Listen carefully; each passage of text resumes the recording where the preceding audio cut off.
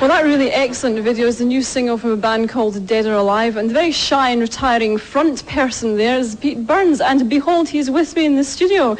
Pete, thanks for joining us. I know something's really bugging you at the moment, and that is the fact that the tabloids have all been comparing you unfavourably to people like Boy George and Marilyn. How is that really annoying you? Pass the sick bag. I don't think it really annoys me. I think that now that I'm getting more exposure and everything, you can see there isn't actually that much comparison to me. Now I'm at least 8 stone thinner than receding Georgie boy. Oh, you awful person. But I don't need to get into too much of a hairdressery bitching match, which the whole of that kind of scene does tend to, so no real further comment. I only answer the questions people ask, you know. Well, the fact is, you and I both know, and most of your fans know, you were dressing like this, in fact, even more outrageously, even up to about 10 years ago. But the image you had then was very, very aggressive. Now, are you just a really nasty piece of work, or is it just an image?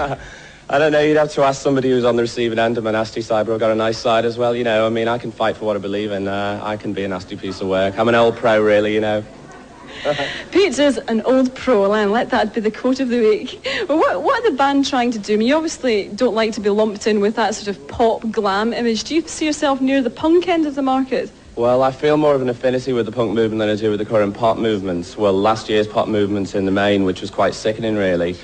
Last year we went on strike and refused to work in the music field, really, because of what was going on. I think things like the success of George have closed a lot of doors for people who look a bit peculiar, because they expect every weirdo to be as harmless as a doormat like he is, you know.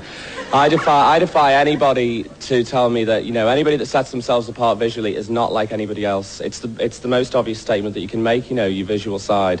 And it's just a big front. I think it was all really phony last year. I think this year the real true side will come through, you know. Don't you think it's getting more and more difficult to shock people, even with the way you look? Because everyone's so used to things that are shocking in inverted commas that it's hard to think of something new.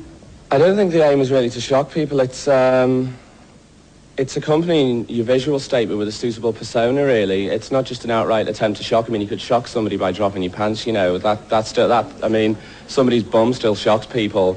The word cum still shocks people, like in the Frankie single. They're very easily shocked.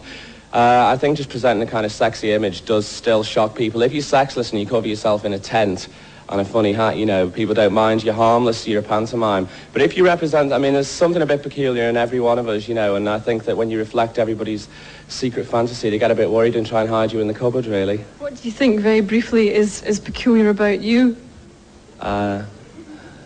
Oh, I can't really answer that. I'm sorry. No, you've lost the competition. Well, here's a clip of somebody who's very famous now, George, a couple of years ago when he was near sort of